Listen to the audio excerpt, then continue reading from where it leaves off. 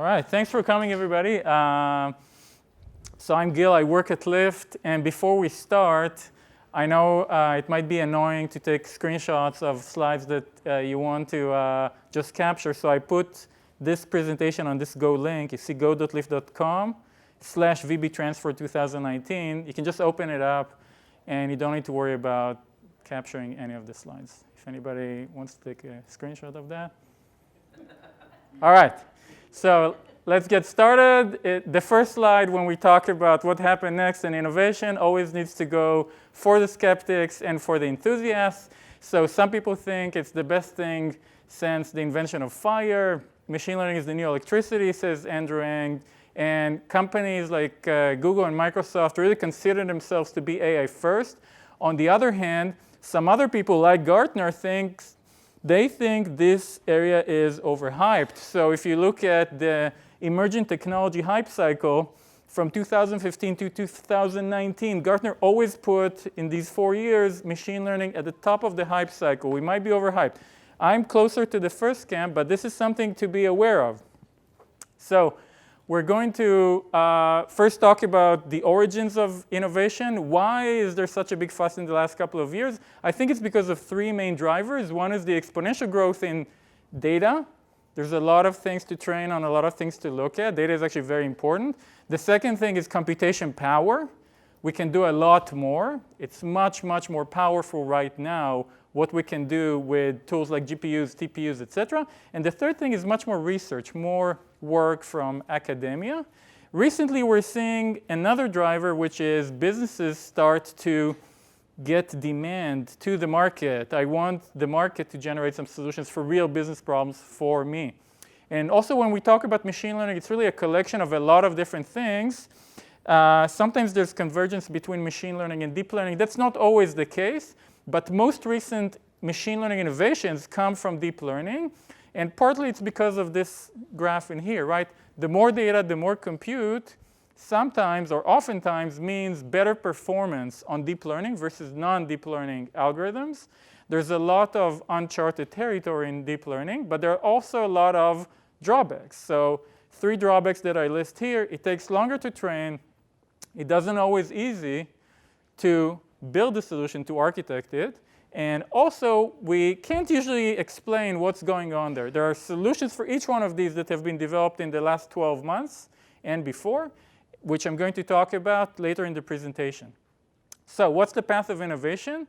It starts from research, it goes to startups, and then it goes to broad industry adoption. Therefore, if we want to really talk about innovation, we want to focus on this part here. So what are the recent papers, kind of the bleeding edge research, and that's what I'm going to talk mostly about today. Another path to innovation, as I mentioned, that is emerging is there are new business problems. I want to save money. It just costs me too much time and money to train. And then the commercial world and the academic world takes action and tries to solve the problem. So let's start. The prize for the most public attention in 2019, of course, goes to an area called deep reinforcement learning, and especially 2 high-profile applications by OpenAI and by DeepMind, which led to massive successes in playing these games that you see over here, Dota 2 and StarCraft 2. Big improvement versus earlier iterations of other games that these 2 companies tried to tackle. And the difference in here versus what happened in the earlier phases is that in here, the game state is not fully known. I'm traveling around. I'm not exactly seeing everything like in chess, for example. I need to do long-term planning. It's not clear that actions in the beginning would connect to the outcome in the end. And there are multiple strategies for me to do that. It's a real-time and multiplayer game. I have to respond quickly to what's going on. There are multiple agents that can play out at the same time. And there's a massive action space. There's a lot of options for each move. If we take chess and Go, for example, they have 35 and 250 options per move on average. It's in the order of more than 100 million for StarCraft 2. So a completely different problem. One thing to mention in here is that these were made by kind of deep-pocketed companies. It's not something that me and you could easily achieve. AlphaStar took over $26 million in the monetized value of the compute resources that they used, and OpenAI 5 trained for over 45,000 years of gameplay. So switching to another topic that really made a lot of progress in 2018 and 19, natural language processing. So a breakthrough was made in 2019 with this paper over here called Attention is All You Need.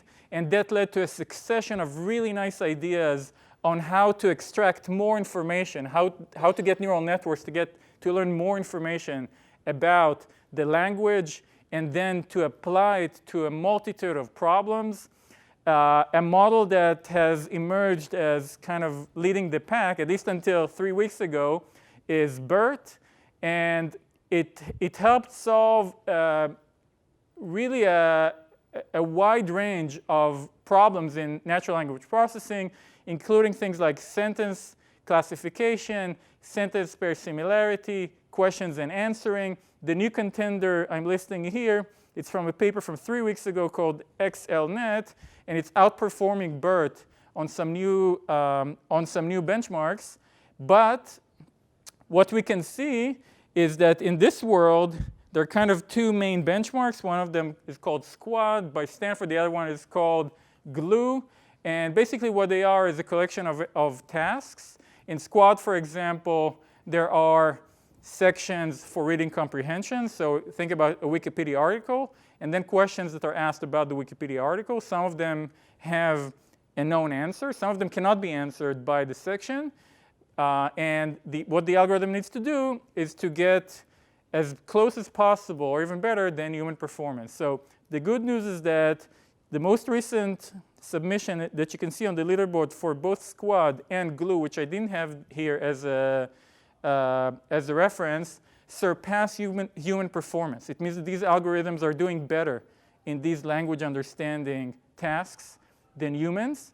Another thing to mention in here, and this is another caveat similar to the deep reinforcement learning algorithms that we've seen before, BERT took over $70,000 to train, and the authors did some black magic when they set it up. So in reality, if you want to apply NLP to your problems, BERT may not be the candidate for you, but instead some of the other algorithms that I listed in the previous slide. Another kind of big breakthrough that was achieved in 2019 was this GPT-2 model for text prediction. What happens here is that the model gets a sentence, and then it generates subsequent sentences that are supposed to follow the same theme. Let me read it for you to see the quality of this prediction. So the input sentence is this: a train carriage containing controlled nuclear materials was stolen in Cincinnati today. Its whereabouts are unknown. Now let's see the prediction. The prediction by the system. The incident occurred on the downtown train line, which runs from Covington and Ashland stations. In an email to Ohio news outlets, the U.S. Department of Energy said it is working with the Federal Railroad Administration to find the thief.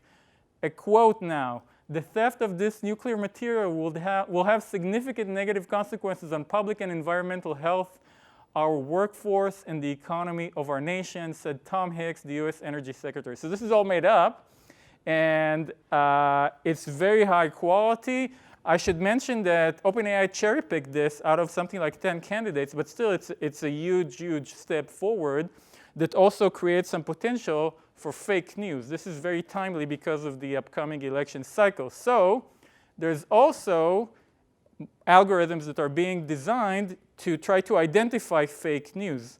Fake news is something that is very hard for humans maybe to understand, to see. So this algorithm in here called Grover from 2 months ago is doing really well in both generating this text and in classifying text as being fake, as being not real, not generated by humans. And it's also looking at the source. So it can kind of adapt to the style of a paper like Washington Post versus a lesser known blog. Next is another area of improvement, not so much of a breakthrough more than scaling and kind of iterative improvement, generative models. So generative models are akin to us using our imagination to think about things that are not real. In this case, to try to conceive new images by just telling the machine, give me a picture of a dog or give me a picture of a mushroom.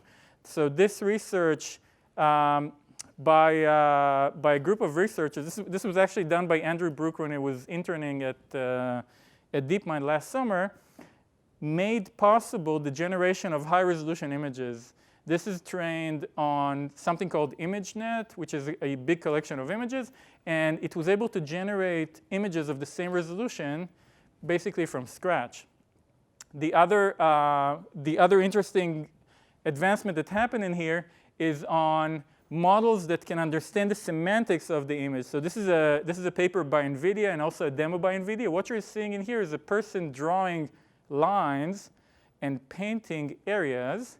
And what the system is then trying to do is to imagine what pictures would best fit that area. So you can see it tries to understand where to put the mountain, where to put the lake, where to put the grass, etc. This is all made up based on a huge corpus of data that the system had used for training. And you can click on that link over here if you want to play with it. The next step is to take that and to turn that into video understanding if I have the semantics. So what you see here as the input, for example, are kind of colored areas that represent multiple objects on the road.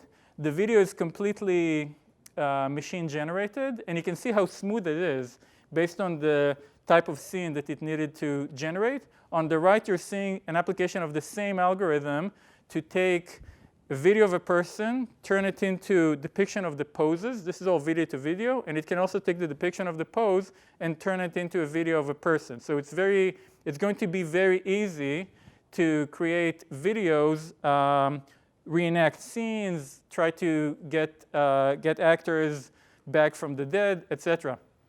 The next step, and that's also something very interesting, a paper from 3 months ago, is not only allowing us to generate fake characters, but to control them. So in this demo, there's a joystick that you can use to move the player around, and it would look completely photorealistic with all the motions you expect from a tennis player. That makes it much easier to create video games and other kind of sophisticated productions without having an army of animators that would be needed. We all know the deepfake concept. This has been a known phenomenon for video.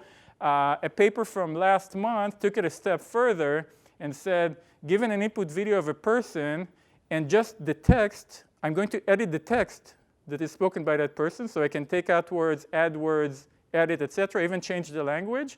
And the output would be a video of that person saying whatever I edited in the text. The group of researchers showed that to a bunch of people. More than 50% thought that these generated videos were completely real. So they couldn't distinguish between them and actual videos of that person. We know about the phenomena of style transfer. So this is when you take a picture of Van Gogh and another picture of our kids, and we blend the style so that the picture of our kids would look like the picture of Van Gogh. What happens in here is that this now can be done using 3D models and using a transfer of the characteristics of the object. And the application that you're seeing in here is that there's an animator drawing kind of a 2D circle over there and trying to style it.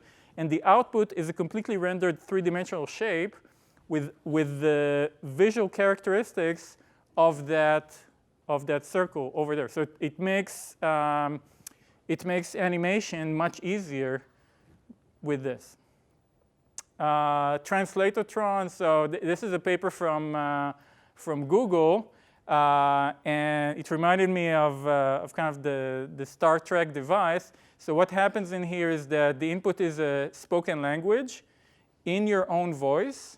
The output is the same sentence spoken in a different language in your own voice. So it does style transfer for your voice, and it generates the language. And you can click here to see more voice examples. It's actually very impressive to see that. AlphaFold is a big, it's also one of the biggest kind of PR well-known achievements of last year, where a group from DeepMind won first place by a landslide in a competition that tried to predict the structure of proteins from the sequence of amino acids that comprise them. And there are actually a couple of steps that are being done in here. One is we're trying to find the distance between amino acids, and then we're trying to find the angles between the chemical bonds that combine these amino acids together to see how the protein would fold. It's a much harder problem than it seems, and they were able to really do well in there. That opens a lot of opportunities for things like discovery of drugs or genetic treatment in humans. In the area of reinforcement learning, there's been a lot of work on robotic motion. I picked two papers to show in here. One of them is this one, where the system learned the dynamics, the flying dynamics of objects in the air. So a bottle would have kind of a different trajectory than a ball, and it could kind of hit the basket over there with amazing accuracy. So this is all based on training in a different set.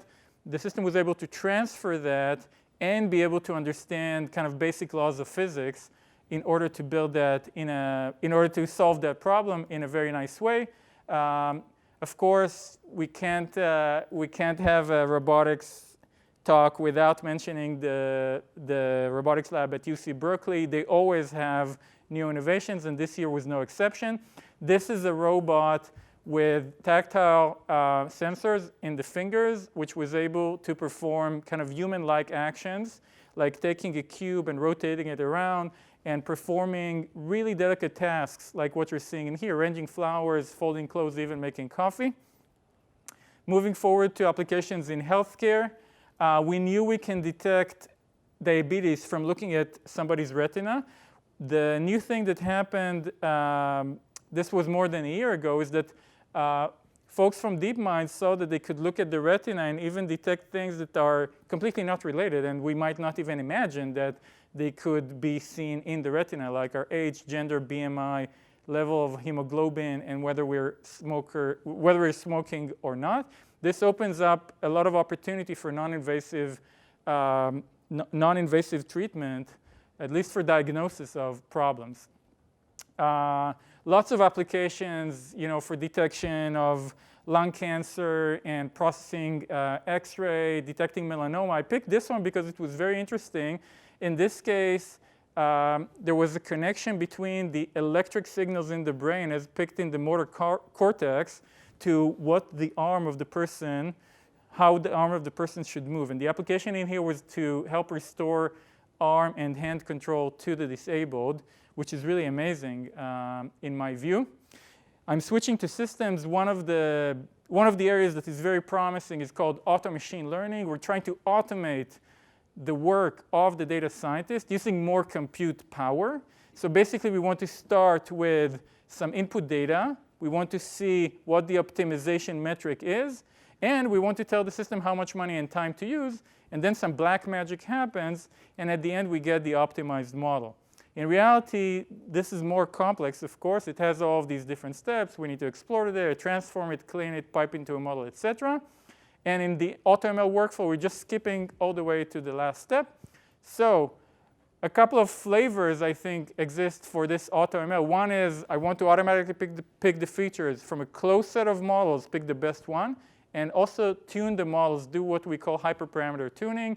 Microsoft launched a set of libraries that really made it a lot easier as part of ML Studio, Azure ML Studio. And of course, DataRobot is a veteran in this field, so we cannot avoid from mentioning them. The cool new area right now on this is something called neural architecture search, where we try to identify the best architecture of a neural network, and through that, find the best model. Google launched a set of tools that are using NAS in their AutoML product suite in Google Cloud to address a variety of tasks. I think this is very, very exciting. Part of the promise in neural architecture search is that it outperforms humans both in the low end and in the high end. What we're seeing in here in black is all the networks that were crafted by experts in the field. Of course, the more complex the network is, the more accurate it is. So there's a trade-off between the two. This is where you see the brown dots. What the neural architecture search yielded is something that is strictly above it. So it performs better in the same number of parameters. It can provide higher accuracy, and it works both in the low end and in the high end. And something worth mentioning in here is that there's kind of a framework now called Lyft, Learning Evolutionary AI Framework, that also can optimize the network size. So that is very helpful in not creating gigantic networks, for example, if I want to fit them into a more constrained system. Lots of work by Facebook and Google. There's kind of an arms race between the two of them right now on trying to find small networks using this neural architecture search that would run very well and very fast on phones. You can see the stats in here. How good am I in classifying images, and how fast can I do it? And they're doing all of that on commercial phones. This is literally results from the last couple of months. And another important point to mention in here is that we might be getting closer to the point in which these neural networks beat humans. So in the Kaggle days in San Francisco, this is a competition that happened 3 months ago. A team from Google won second place, not by a huge margin, behind a set of experts who are Kagglers who try to solve some data science problems. Another thing that was very promising is evolution of edge device, machine learning on the edge. So these are devices that can run inferencing at not in the cloud. And of course, the value in here is that we don't need to spend the compute power in the cloud. We're saving also on storage, on network. There's a lot of overhead that gets saved in here. And sometimes we can't even move data to the cloud. There's also progress in compatible development environment like TensorFlow Lite that make all of this possible. Tools for visual pipeline creation. So pipelines are an integral part of ML solutions. There have been a couple of launches. On the left, you see a tool by Alibaba. On the right, you see a tool by Microsoft that are basically drag and drop. You just drag and drop objects. You click go, and the system just pipes the data and runs everything together. It allows for democratization of this whole development process, and it saves a lot of time.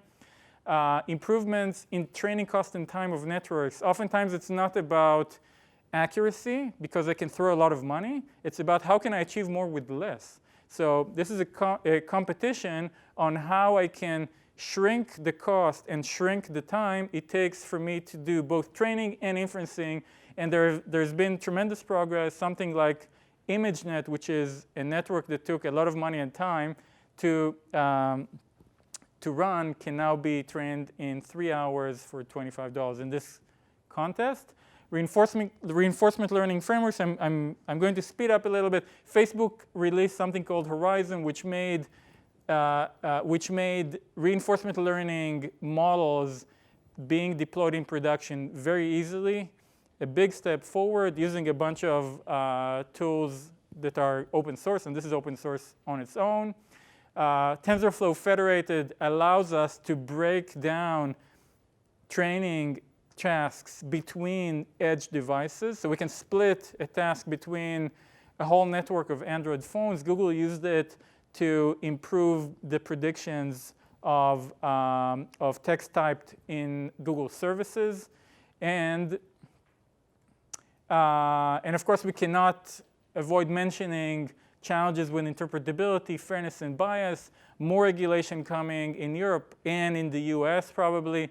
And really what we want to do is to change the process from a model that produces some output, and we don't necessarily know how it worked, to an explainable model that also gives us, through an explainable interface, some notion of understanding about what went over here. This paper from 2017 in a framework by Google called Testing with Concept Activation Vectors. Basically what it does is it takes the system and it teaches it concepts, abstract concepts in the system.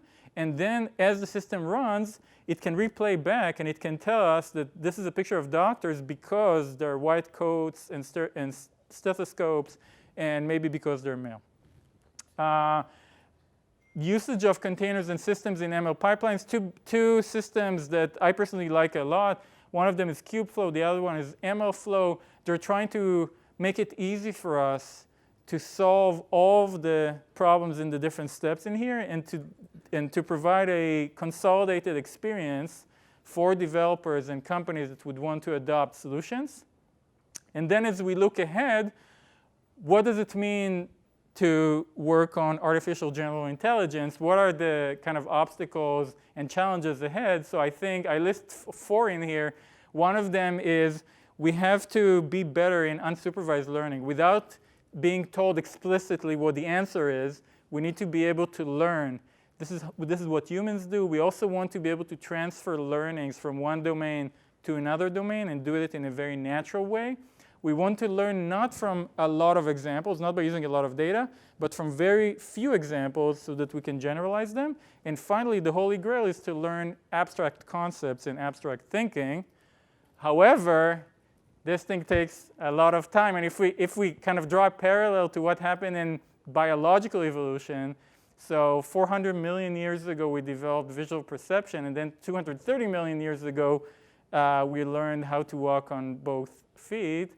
And we can see we're just kind of in the early steps of that. Maybe we're doing a little bit better on visual perception. We're not doing that well on getting robots to perform as well as humans in terms of the ability and the dexterity that we have. But there's still a very long way forward until we get to abstract thought. And with that, I wanted to conclude and thank you a lot for participating. Thanks.